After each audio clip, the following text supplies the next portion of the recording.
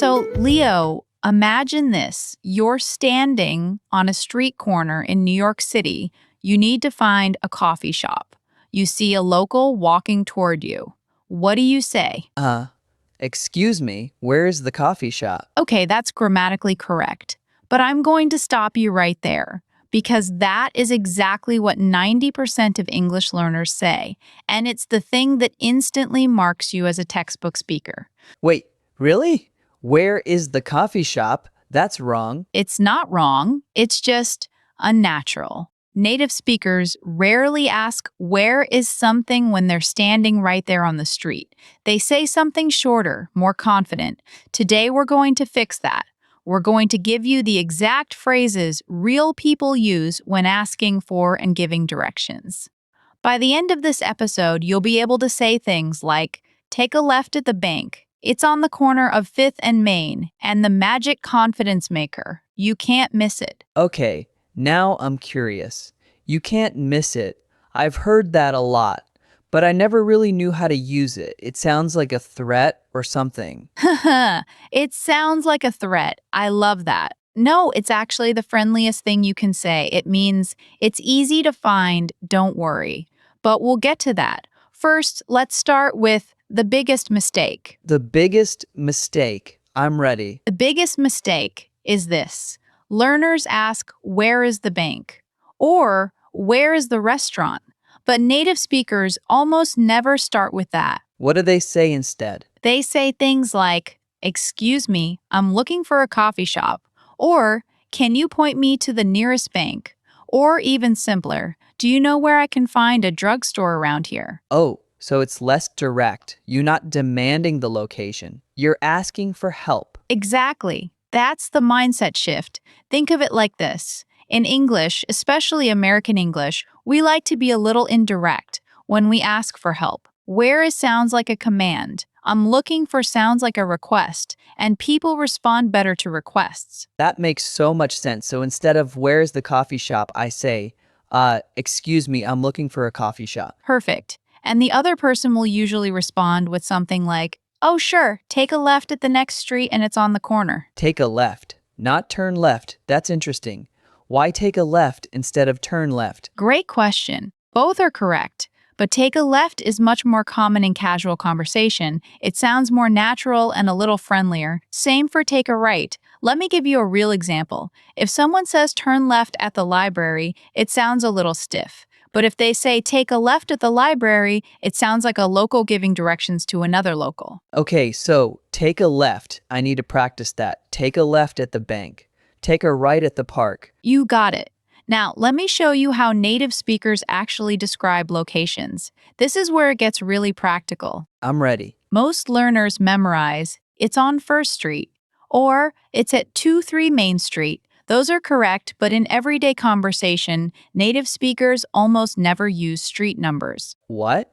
We learn them in every textbook. The post office is at 456 Maple Street. Right. And then you go to the US or the UK, and nobody says that. They say things like, it's on the corner of 5th and Broadway, or it's right across from the Starbucks. Across from.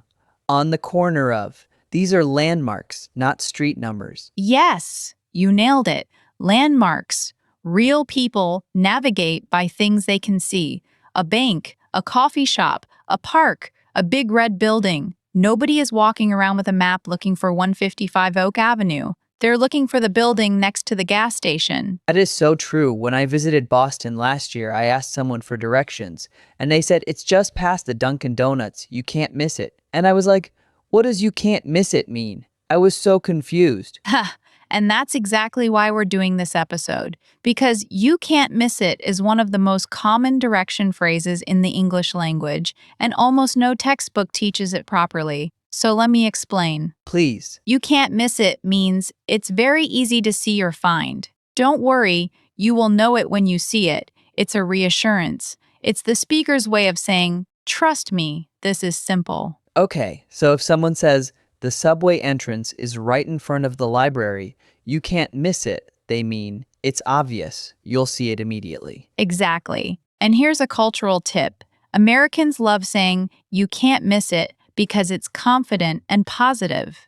It makes the listener feel calm. So when you're giving directions, using that phrase makes you sound like a helpful, confident local. Now I want to try a full conversation. Can we do a role play? Perfect. Let's do it. I'll be the tourist. You be the local. Ready? Ready. Okay. Excuse me, I'm looking for the nearest subway station. Sure. It's, take a left at the next intersection, and it's on your right. Good. But let's make it even more natural. Instead of it's on your right, try it'll be on your right. And add a landmark. Try again. Okay, sure. Take a left at the next intersection, and it'll be on your right, right next to the big pharmacy. You can't miss it. Beautiful. That was so natural. You added a landmark, the pharmacy. You used take a left, and you ended with you can't miss it. Perfect. It felt good. It felt like real English. That's because it is real English. Now, let me tell you about a mistake that Spanish speakers often make with this. Okay, I'm curious. Spanish speakers tend to say in the corner of instead of on the corner of. They translate directly from en la esquina de.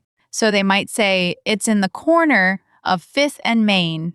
But in English, we say on the corner of. On the corner of. So it's on the surface of the corner, not inside it. Exactly.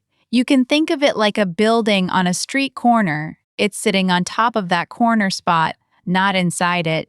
Chinese speakers sometimes make a similar mistake. They might say at the corner instead of on the corner. At is not wrong, but on is more specific and natural for street corners. Okay, so the rule is on the corner of for streets, across from for landmarks. Got it. You're learning fast. Now let me give you one more phrase that will make you sound like a native. Instead of saying go straight, say keep going straight. Keep going straight? Yes, go straight is fine, but keep going straight has a more natural rhythm. It implies continuity. Like keep walking in this direction. Try it. Keep going straight until you see the park, then take a left. Perfect. Now here's a little challenge for you and for everyone listening. Imagine you're standing at a coffee shop.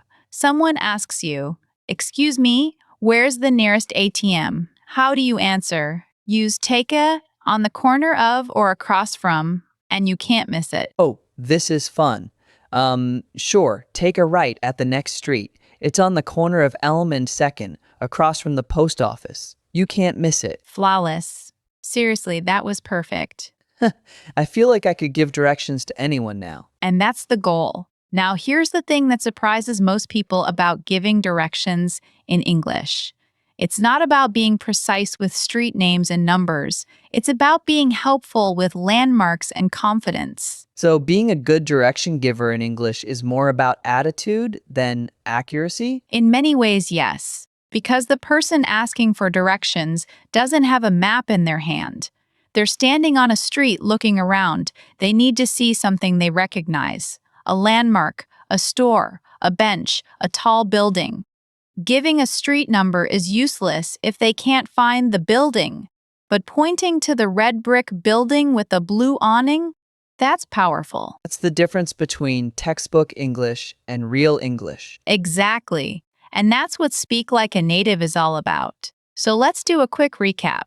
Today we learned 3 key things. 1. Ask indirectly. Say I'm looking for instead of where is. 2. Use landmarks, not street numbers. Say on the corner of and across from. 3. End with confidence. Say you can't miss it. Take a left instead of turn left. Keep going straight instead of go straight. Yes, those little swaps make a huge difference. One more thing before we wrap up. If you are learning English and you listen to this episode while walking or driving, pause right now and say one direction out loud. Use take a landmark, and you can't miss it. I'll do it. Take a right at the grocery store. The bus station is on the corner across from the library. You can't miss it. Beautiful. You just sounded like a native speaker. All right, everyone, your turn. Practice it in the comments. Write your own version. And remember, the goal is not to be perfect. The goal is to be understood and to sound like a real person.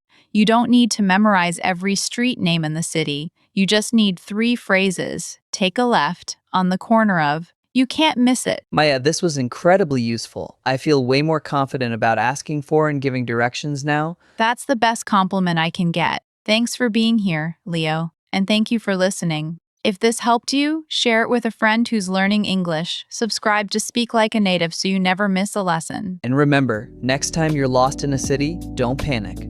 Just say, "Excuse me, I'm looking for," and use your landmarks. You got this. See you tomorrow. See you then.